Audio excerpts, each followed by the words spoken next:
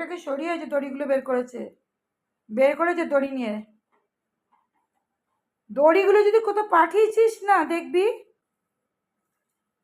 আর দিনে 3 জন সারাদিন উৎপাত, যতই বের করছি ততবার ঘরে ঢুকে। দেখো এক টুকরো দড়ি নেওয়া হয়ে গেছে, ভাগাভাগি চলছে, এ দড়ির মধ্যে দিয়ে খাচ্ছে।